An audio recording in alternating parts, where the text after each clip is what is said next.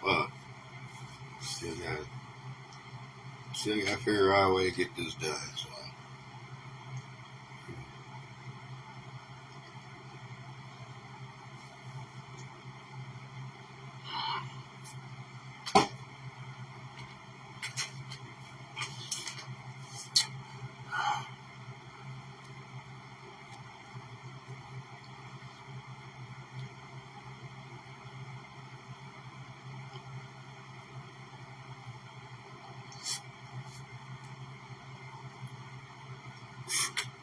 Oh, what's really good? You already know your man, aka Apocalypse, is back in the building, representing for the squad when it comes to Out of Bounds Live. AKA the fans, you motherfuckers love to hate. What's really good, y'all? I'm gonna try to give it a shot, you know what I'm saying? Okay, on the solo joint, I'm on a solo fight. It's messed up because I gotta operate without the world's dopest guard. 6ix9ine. 6ix9ine's on the injured reserve. He's on IR right now. He is on injured reserve. All right, he is under the weather. Excuse me. You know what I'm saying? But whether you up now or catch a replay, bro. All right, just get better soon and hydrate. All right. Anybody knows, motherfucker, you're gonna be back in the building soon. You know what I'm saying? So yes, running Out of Bounds Live solo. I'm gonna give it a go. All right, I'm gonna give. Try to do the best job that I can.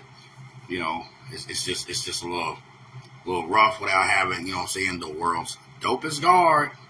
You know what I'm saying? But anyway, hope everybody's doing all right. Wednesday, midweek, okay? Halfway to Friday, you know what I'm saying?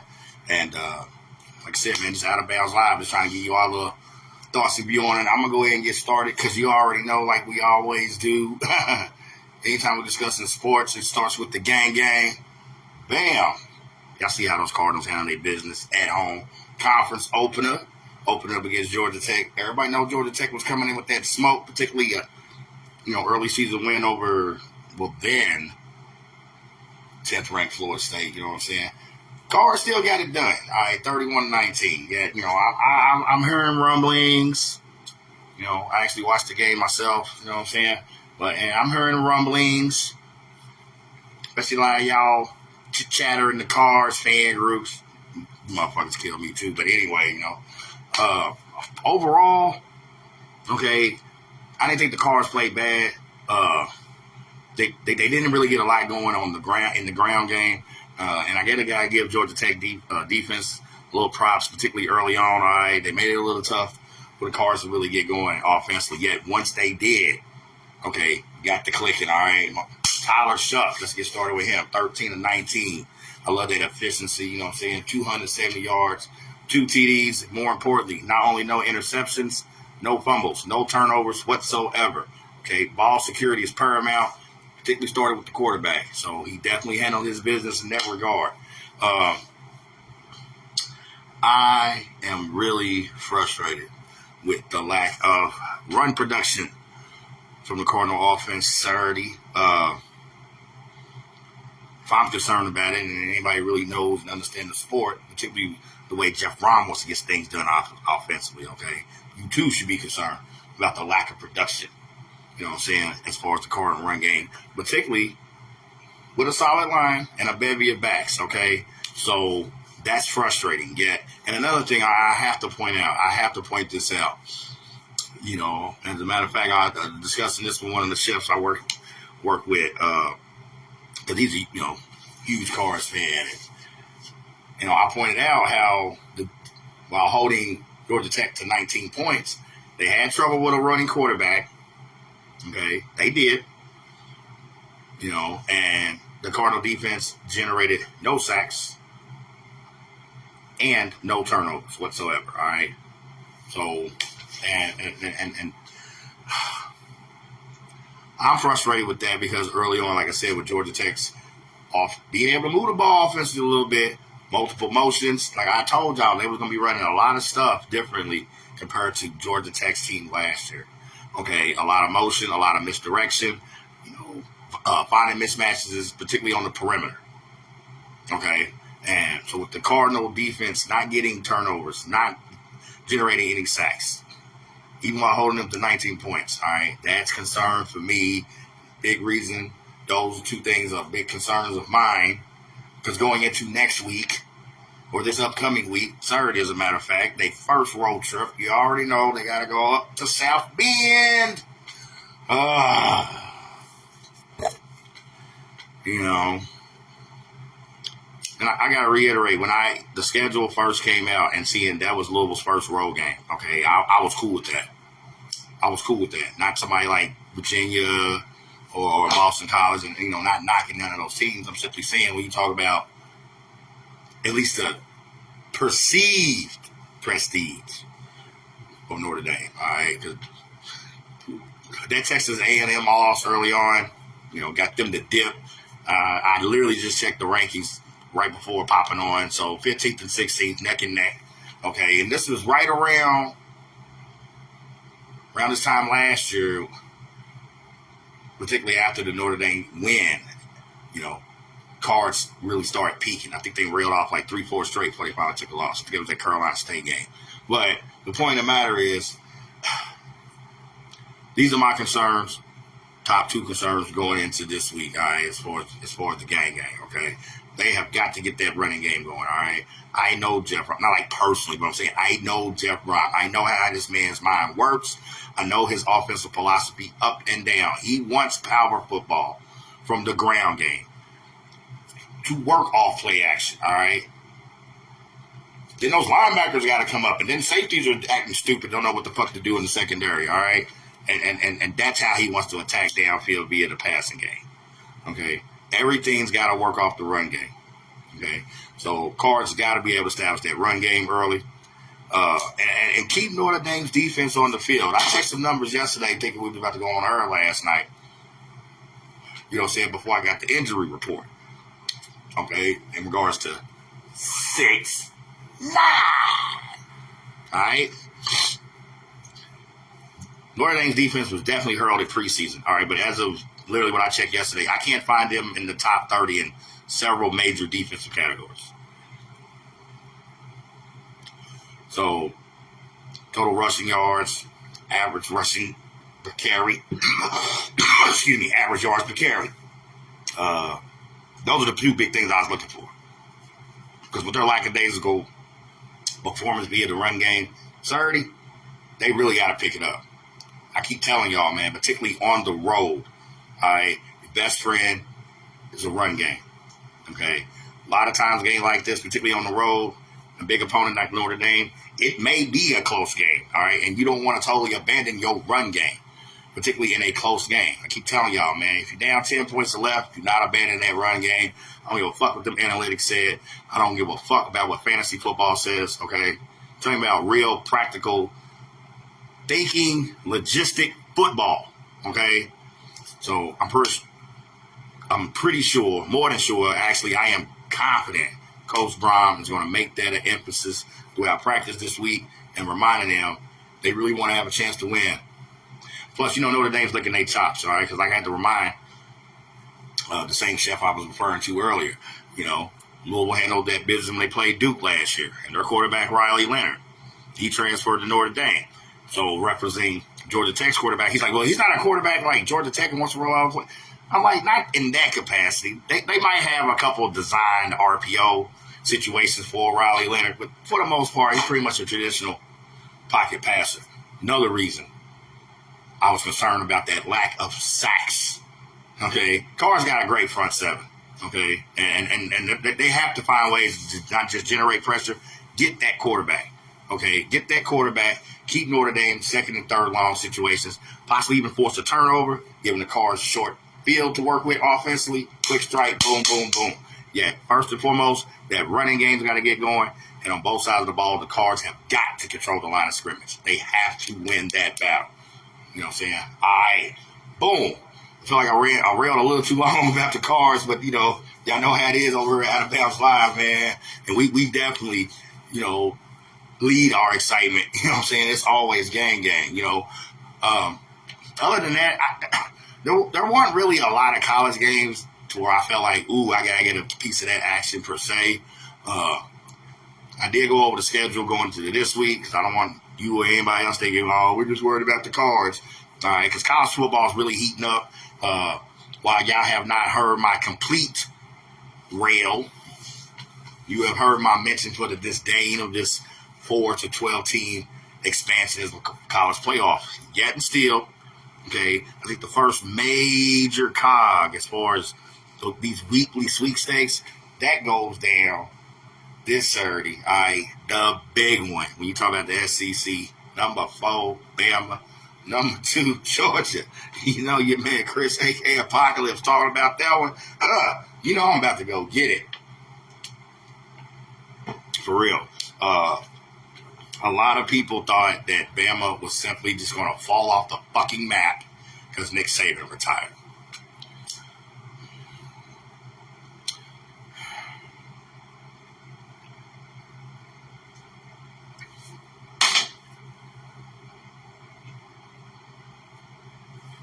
That while I personally think that is literally one of the most audaciously asinine statements I've ever heard in sports ever. A program that prominent, okay, a program that entrenched in prestige due to their success on the football field in the premier conference in the country.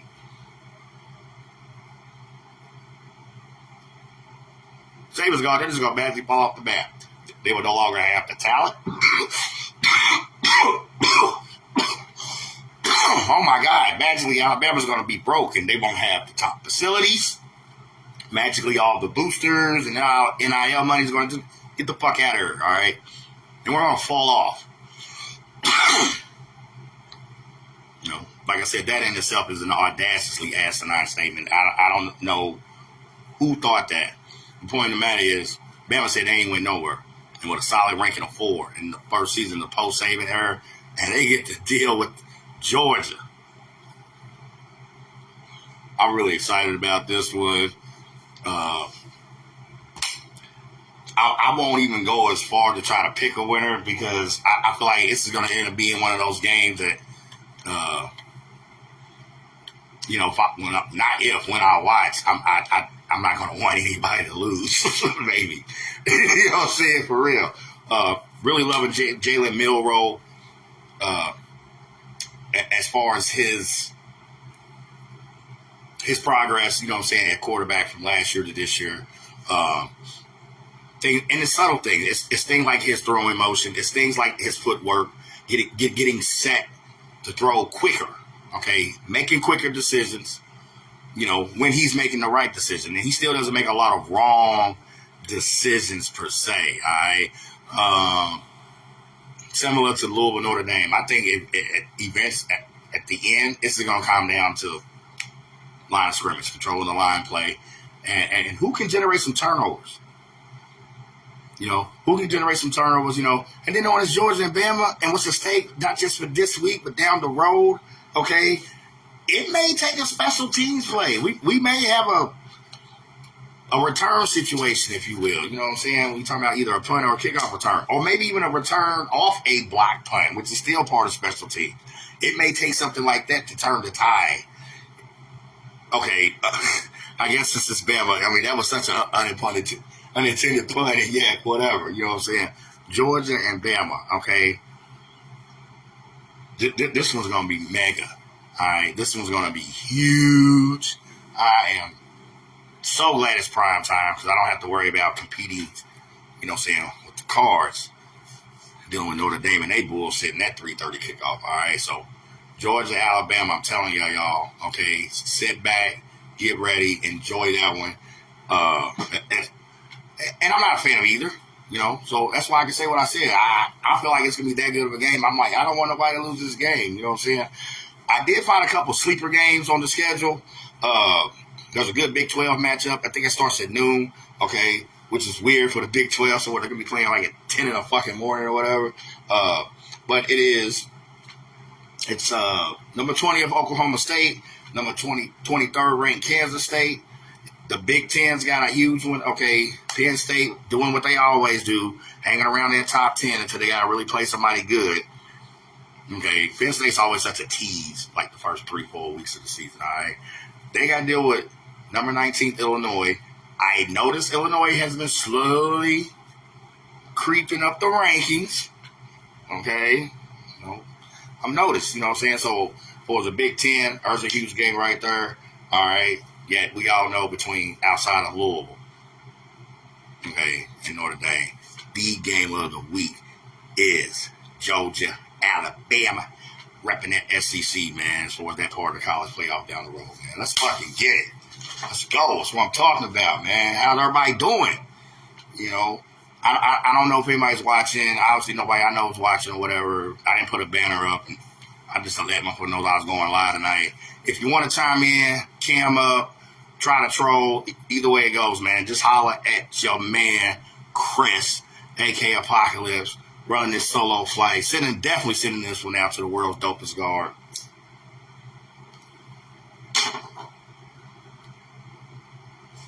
Oh, yeah. 6-9. All right, y'all. I'm gonna try to push this motherfucker along a little bit. You know what I'm saying? NFL. Let's go. Let's get it. Another crazy week. You know, the new crazy week starts tomorrow. I think that's the Cowgirls and the Giants. I know it, bro. They already know you're on injured reserve, man. They know you're on injured reserve. It's all right. That's all right, man. I do what I can, and I'm just trying to keep the train moving for the both of us. You know what I'm saying? See, a lot of you motherfuckers got it twisted. Y'all like, oh, it's just Chris all by himself. You know, this ain't no ego trip. See, that's what I'm saying. We know you in the building, nigga. We know you here. This ain't no ego trip. I made an executive decision. You know, and the world dopest guard.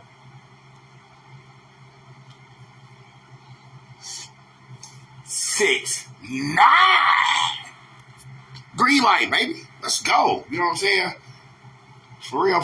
So look, I'm jumping into this NFL for us wrapping up the week / preview of this upcoming week, man. We gotta go all the way back, especially since 6-9's in the building. All right, let's holler at his Jets. You know what I mean? Handling their business against New England, 24-3, back Thursday night. You know, y'all know that started this last week. And my favorite moment, personally, was, you know, Robert, what's his name? You know, okay, whatever. They'll probably flag me for that one, but whatever.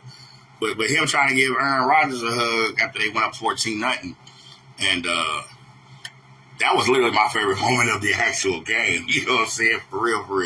But yeah, and I don't want to call it a hollow victory because New England does suck. I just think that the way New England came out week 1 and upset Cincinnati the way they did, they didn't even know they lost their next game.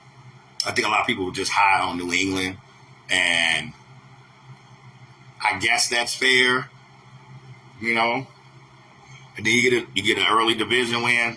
That's always good. All right, so take that one, okay, and enjoy it. Jets, Jets.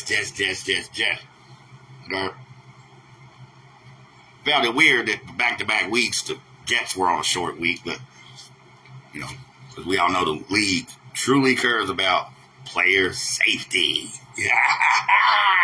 Motherfuckers, look, man, this is one that really snuck by y'all. Minnesota and Houston, and I think it was like week 2 or whatever. I made no secret about how high I was on Houston based off what they did last year, on top of the fact you add 2 premier weapons offensively, Stephon Diggs, Joe Mixon, all right? Yeah. The way Minnesota's come out the gate, and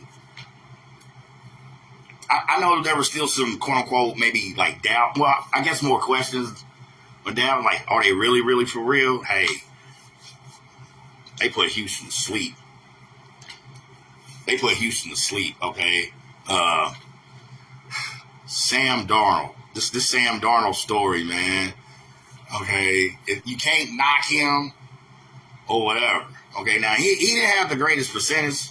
17 to 28, that's not too bad. All right. Only 180 yards. Yet his efficiency, and more importantly, 4 touchdowns, no picks, no turnovers. He did eat 4 sacks. Okay. You know what I'm saying? But when you talk about 34-7, this is the Houston Texans. This is a team that Rookie of the Year C.J. Stroud, AFC South Division winner last year, won their playoff game last year. This is a team that is expected to make strides upwardly, all right? I think my thing was not so much that they lost, it's the manner they lost. 34-7, it lets me know your defense couldn't stop Minnesota for shit. Okay, and your offense generated nothing, which is weird with C.J. Stroud and the young emerging weapon Nico Collins, who really, I think stepped into his own last year. You had Stephon Diggs, you had Joe Mixon, I think a lot of people have slept on Minnesota's defense, which makes sense because a lot of you motherfuckers, y'all fucking hate defense. Y'all just do. Okay, you just do. Better do your homework, because I did mine, all right? And I've been keeping my eye on Minnesota, particularly defensively, all right? And through 3 weeks, okay, fine. Diggs had 10 catches for 95 yards. They still only scored 7 points, so, So he got his fantasy numbers. They didn't get the dub. I'm talking about the dub. And I'm talking about the way Minnesota got that dub. And a big part of that is they kept that fucking offense in check. Okay? Y'all look at what Houston did last year. Even as a rookie, Stroud threw for over 4,000 yards last year. And then you had 2 new weapons, but you can't get nothing done. It's that stingy-ass Minnesota defense. I am telling y'all, this team, first 3 weeks of the season, 5 sacks or more each game. Okay. You got Justin Jefferson and his new money. Okay. Sam Darnold is playing good football. Whether y'all want to like it or not, whether y'all want to say it or not, his history, his past, blah, blah, blah, blah. Here and now, coming out of week 3, as we go into week 4, Minnesota Vikings are 3-0. Their defense has 5 sacks or more each game for those first 3 weeks, and Sam Darnold is playing good football. That is the bottom line. So, you know what I'm saying? We gonna see if this trend continues. Yet for right now, particularly the way San Fran lost to the Rams. Okay. Detroit,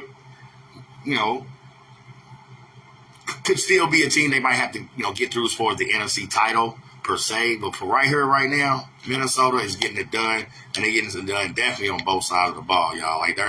There's no getting around that. So, all right, we're going to take a peek. Shout out to my nigga Dink Jones. Yo, 15-12. It's like a baseball score, bro.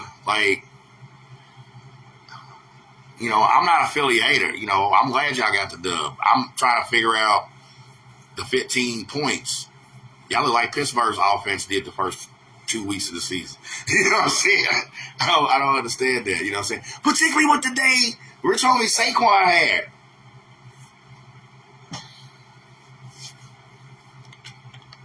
You know what I'm saying? Particularly with the day Rich homie Saquon had.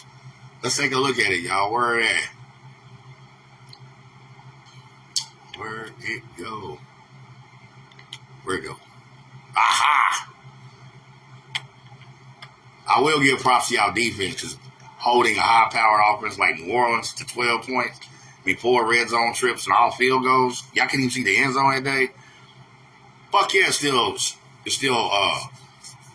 shout out RIP to Rich homie Quan. You know what I'm saying? Rich homie Saquon for the Eagles. He had a hell of a day. Yet y'all offense only got 15 points. Okay?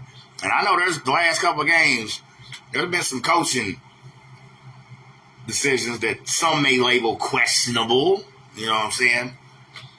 And is Nick Sirianni in a little heat right now, as far as NFL coaches.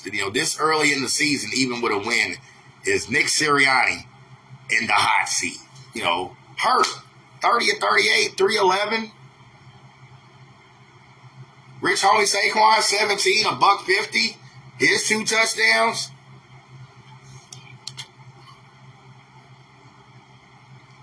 The tight end Goddard, 10. 10 catches, $170. All right. Smith, I remember, man, Smith took a nasty hit that game. He still had a good day. 7 catches for 80 yards. I'm looking at all this offense, and yet 15 points. So one's got to figure out. The question, is that a testament to New Orleans defense? Or does Philly's offense still have some problems? And I prefer to lean to the latter because y'all defense, who I've been railing on the last 2 weeks, definitely got a whole lot of shit cleaned up this week as high-powered offense as New Orleans is. So kudos to that all day, every day. Yet when you, me, or anybody else watch the game, see these offensive numbers, and see 15 points, we are not to question what the fuck's going on with y'all offense. Yeah, I know y'all fucking lying. You know what I'm saying? And whatever is going on, hopefully we can get it fixed.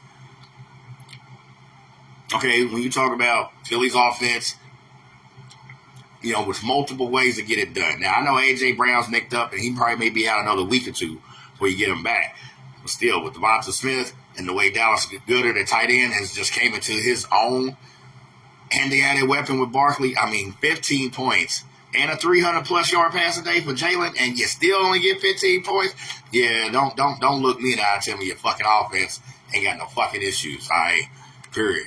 That is such bullshit. So at some point we gotta deal with this bullshit. I'm gonna try to keep this short and sweet, for real.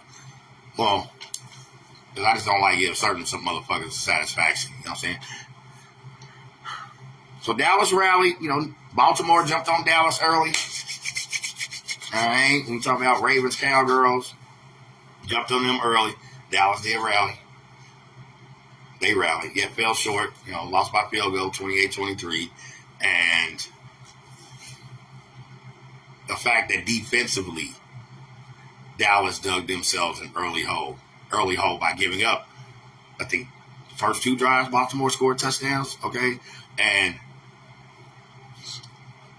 that puts the offense in a precarious position. You got them behind the 8 ball already, okay? Yet, offensively, Baltimore figured out, hey, why do we go through all this to get Derrick Henry to not use Derrick Henry? You know what I'm saying? For real. And I just love the play calling, this classic throwback hardball Baltimore Ravens football, smash mouth football. Okay, this is why you went and got Derrick Henry. So even when defenses decide to drop a safety in the box, now there's a dual running threat in the backfield between Derrick Henry and Lamar Jackson. Okay, and it can be a nightmare. At some point, world's most at some point, yeah, they are. Go on my page, bro. It's clowning. Oh, shout out to Isaac Smooth Barron. Supposedly world's biggest Cowboys fan. I'll be posting his little bullshit on my page because I want y'all to know who this cat is. Because this cat's been ducking the squad for a whole year. A whole year you've been ducking us. But you can have your wife's shower cap on, hooping, hollering, crying when the Cowboys lose. You don't want to come fuck with the squad. I'll get to that later. You know what I'm saying? Let's take a look at Lamar real quick. Efficient day, 12-15, $180. Had a touchdown. No interceptions. Of course, no picks. More importantly, he did not take a sack either. Derrick Henry blew up the spot. Okay, 25, $150. You know what I'm saying? Spilt that milk. You feel me? That's me on my. That's me on just some throwback New York bullshit. You know what I'm saying? 150, 2 TDs. Lamar had a rushing TD with his 87 yards on the ground, 14 carries. And I just love it. I just love the fact that Baltimore played good, old-fashioned, smash-mouth football. Nothing fancy, nothing tricky. Everybody knows you can run on Dallas. Dallas has a talented defense. They have talented players on defense. They don't have a talented defense. That's what I meant to say. They just want to fly around and make plays. Micah Parsons just wants to run upfield and just get the quarterback on every fucking down. Trayvon Diggs just wants to break on every fucking ball and try to pick off everything in sight. Okay? Stephon Gilmore, a little similar. Okay? As a unit, particularly up front, they are soft as fuck, and everybody knows it. So pound the ball on them. You don't try to outthink Dallas's defense. You don't have to. Okay? Pound the ball on them. And it's going to set up everything else you want in the passing game. It's going to keep you out of second and third and long situations. All right? Now, on the flip side, Dallas did rally. Okay? Especially after watching the rerun of the game. Play calling wise, I don't know what Harbaugh and his guys started doing. I felt they started getting a little too cute. You know, and they had consecutive drive stall, and that's part of what led to Dallas's comeback. At the end of the day, you motherfuckers blew it, and y'all knew y'all was gonna fucking blew it. I'm glad you motherfuckers blew it. I'm glad y'all blew it. Because if you had a better run defense, okay, you might be able to curtail some of that, and maybe you wouldn't have been in such a hole. Okay, and putting your offense in such a bad spot. I don't give a fuck about Dallas yet. When you talk about the facts of the game, okay, getting off to such a poor start defensively, that is what led to the fuck. That is what the course of the fucked upness that led to another loss for the Cowboys. Simple as that. You know what I'm saying? So, big balling over here.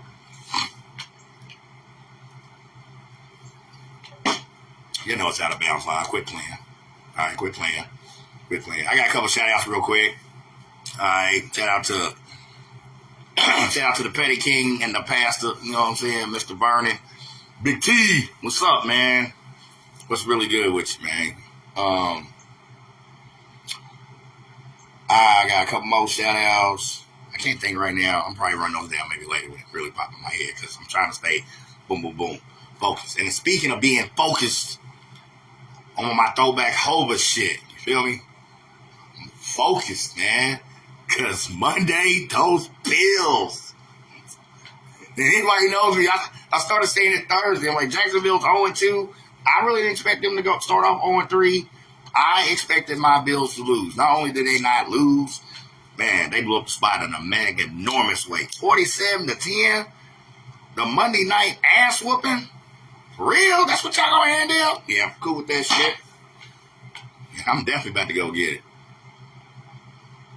Yes, sir.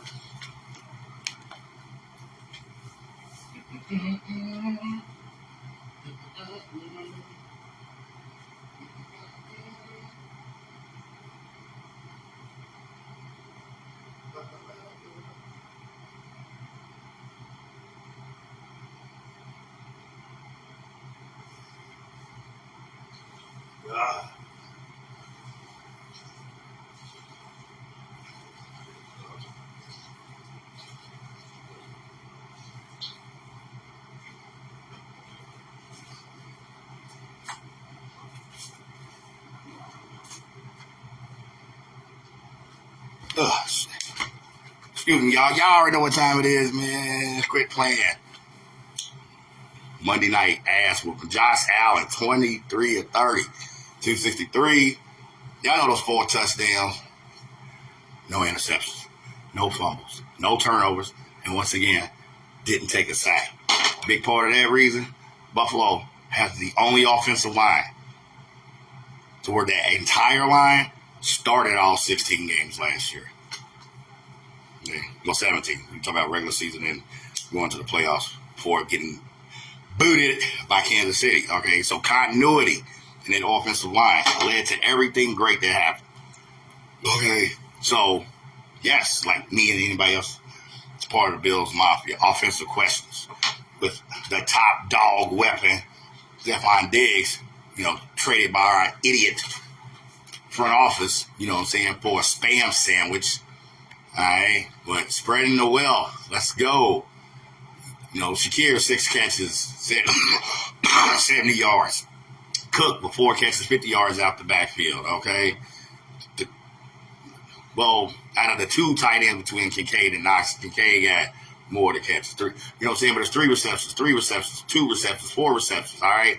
So with not having a key weapon and more emphasis on the running game, which I'm going to get to that in a minute because I'm a little disappointed in James Cook, 11 carries and 40 yards. Definitely not happy with that, okay? Yet, was able to pound the ball when it counted, particularly in the red zone. Fuck Bills, wow, what are we playing? Why?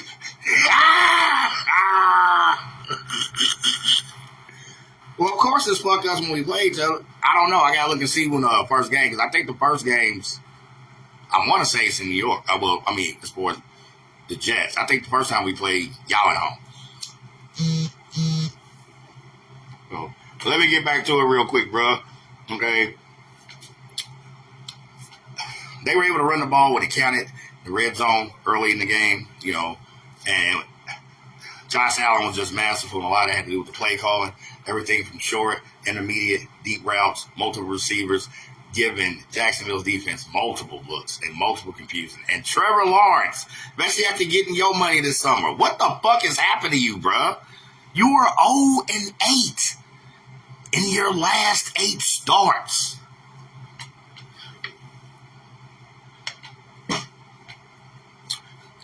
Now, Monday night is just one example.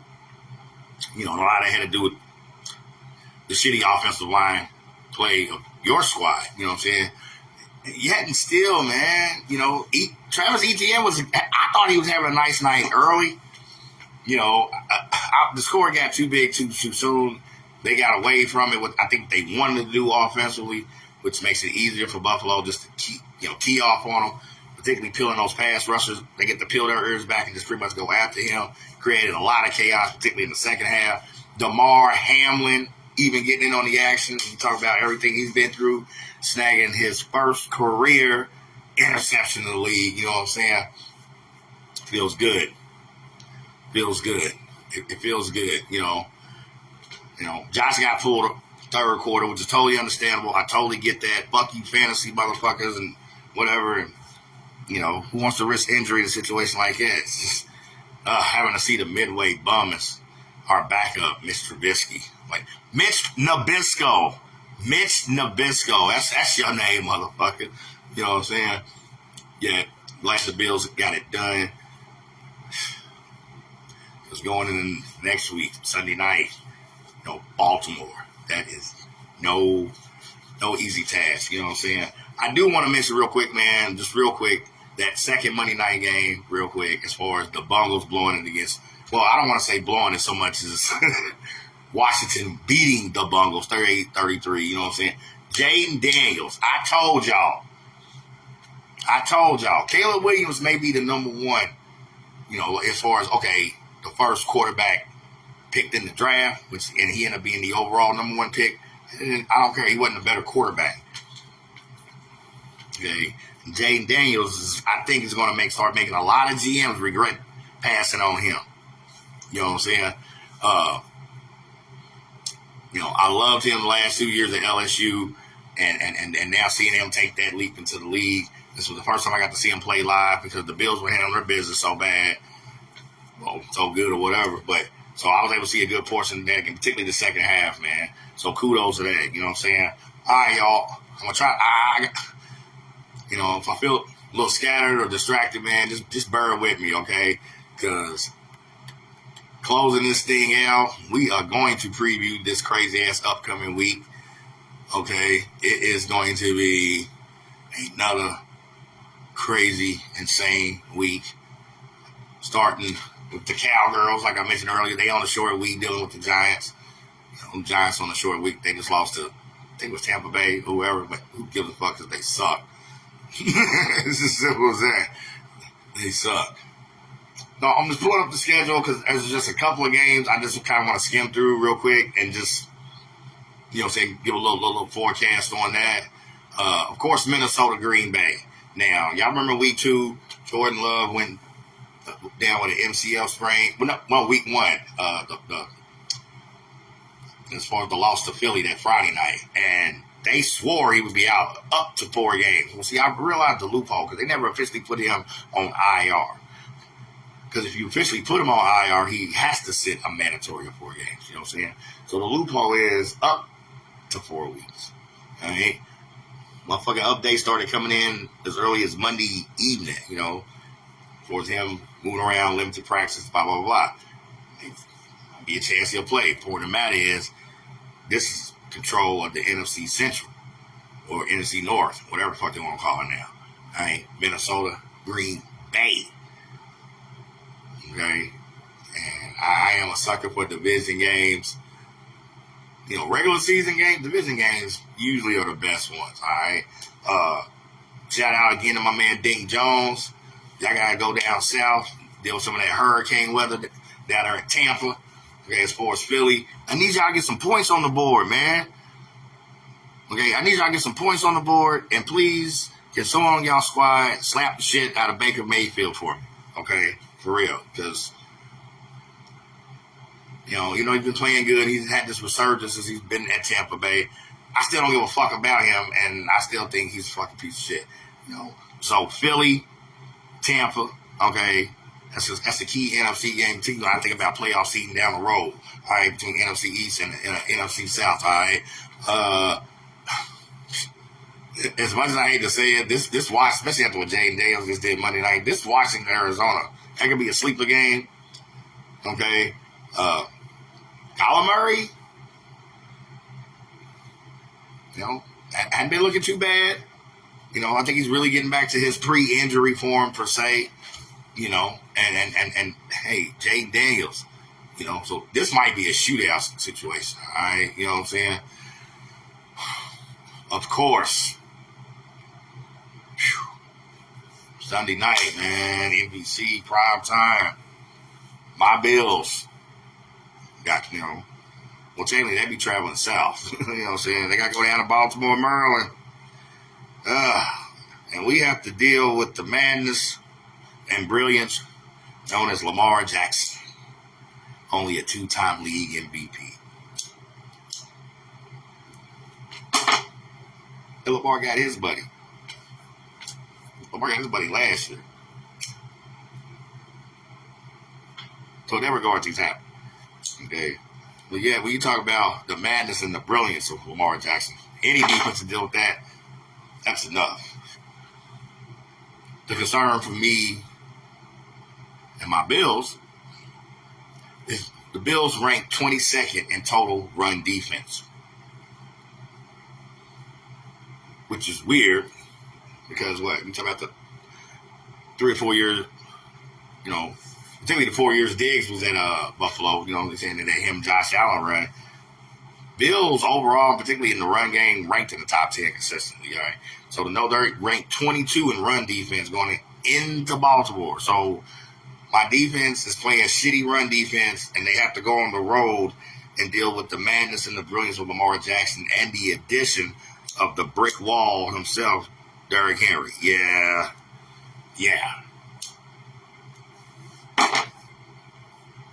And I love my Bills. Okay. Yeah, logistics tell me we're probably going to take a loss on this one. Here's the reason why. Pittsburgh somehow being undefeated, and the Bungles just took another one, and no one gives a fuck about Cleveland, okay? The Ravens know they're the only hope left in the AFC Central to even try to challenge Pittsburgh, okay? It's about securing the division. All right, they already know that, all right? And losing 1 out of 3 don't help. They know that. They probably also know the Bills' defense is ranked 22nd in the league against the run. Okay, and similar to Dallas, I simply expect Jim Harbaugh to just play throwback old school power football and just shove it down the Bills' throat and just take control of the game in that regards. All right. Even though it's Dallas, when you talk about the high start Baltimore got on in the Dallas game defensively, okay, I feel in that same situation, you know what I'm saying, they won't let up like they did toward the end of the game. and allow Dallas to get back in it. It would take a lot for that to happen. And even though no one circled the wagons like the Buffalo Bills, but I hate to say it, at the end of the day, I think the Bills are going to take a loss on this one. Drop to 3-1. I mean, can't win every game, and winning 4 in a row in the NFL is hard as fuck. Prime time, big game on the road. You know, Baltimore knows what they need to do. You know what I'm saying, and even themselves up to 2-2. All right, and which literally now they're back, quote unquote, in it. All right, so that's my thought and predictions on it. You know what I'm saying. You know, I'm just trying to hold it down, you know. Boys, out of bound live. I am gonna wrap this bitch up though. You know, I got a parting shot, you know. So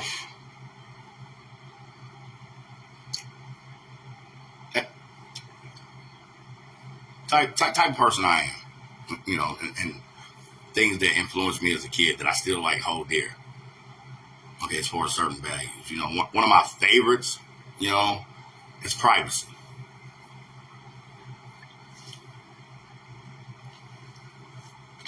And a big part of that is not intruding, you know, or inserting yourself unsolicited in other people's business, particularly conversation-wise. You feel what I'm saying? For example, times at work, I notice people talking about whatever they're talking about, you know what I'm saying? I make an effort to walk the other way. It makes them feel comfortable. You know, and it makes me feel comfortable. I don't give a fuck what the fuck they talking about anyway. I don't even care. So why the fuck I want to hear it? No. Okay? And so with that, you know, I feel there's like some other values that used to matter. It's been lost. Particularly in the social media age, is that thing. You know what I'm saying? Privacy. You know, motherfuckers want it, yet want to intrude on other people's privacy. You know. And I bring that up, you know what I'm saying, in this regard. So,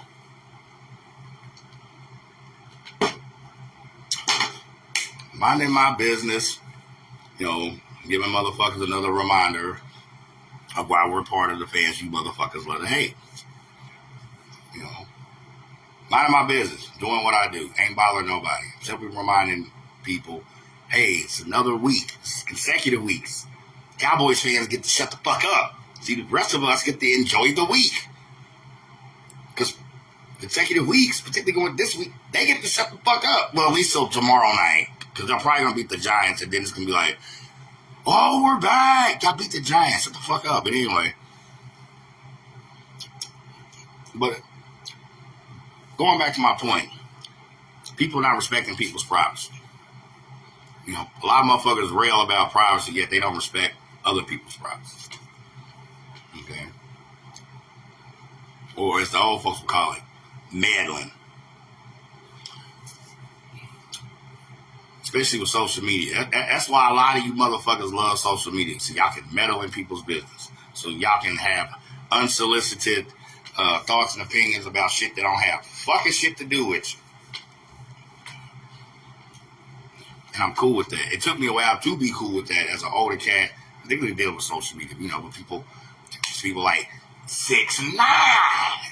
The last few years, they've been hitting me to the weirdness of you motherfuckers. And I notice how it reminds me of people like that pre-social media day. Particularly like when I was a child growing up. Always got a medal. Always got to be in somebody's shit. So what? I said, it's another week of Cowboy fans shutting the fuck up. Well, not only unsolicited from a motherfucker I don't even know.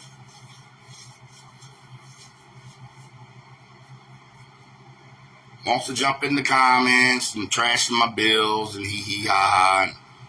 You know, I'm cool with that. So I simply extended an olive branch. I extended the man an invitation.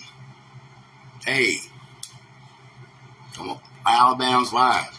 Originally thinking we was going to go tomorrow, but of course, shit happens and boom, here we are. We can discuss it maturely. I'm giving you an olive branch, a cordial invite to present yourself on this platform, okay, and rail about how bad my Bills suck and let everyone else know why Dallas is so great. Ample opportunity to discuss it maturely, more importantly, manly. He declined to do so. Wow. Okay. I'm just one of those people, when I make a concerted effort for diplomacy, when I make a concerted effort, okay, a cognitive choice to extend diplomacy, or the phrase extending an olive branch, then you want to spit in my face? And then with the cloak of social media, we don't need to discuss it live. That's what we do in our groups. And as soon as I'm reading the comments, and it's like, it hit me. You need your safe space to discuss this and trash my Bills. And a safe space with you is whoever you click up with in y'all little group lives, because that's what you fucking Cowboy fans do. Y'all never want to face the music with other motherfuckers. Okay?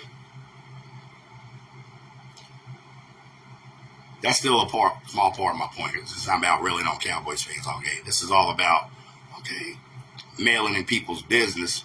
And yet, when I decide to make the choice to be diplomatic about it and give you an open invite, to voice your gripe,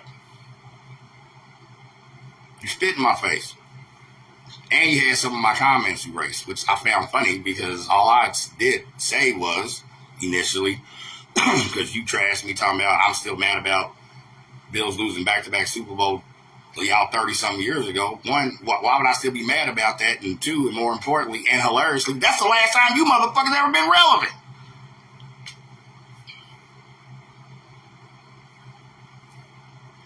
I'm not worried about the past. I was concerned about, this was actually Monday, so dealing with Bills and Jags. You Cowgirls fans, y'all the motherfuckers that live in the past. And that's why y'all need little safe zones to discuss y'all bullshit.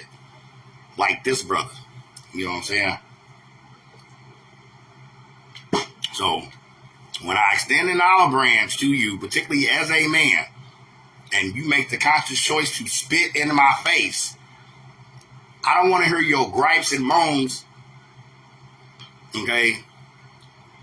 about my reaction to you spitting in my face. So, therefore, I made sure I wanted to get your name right. Mr. Richmond, Kentucky. Mr. Anthony Farrell. I guess maybe you should take the actor Will Ferrell to paternity court. Judge Lauren Lake or something. Because to see that y'all names are literally spelled exactly alike, I find fucking hilarious. So, Mr. Anthony Farrell, since you decided to run and hide back to your little Cowboys cave,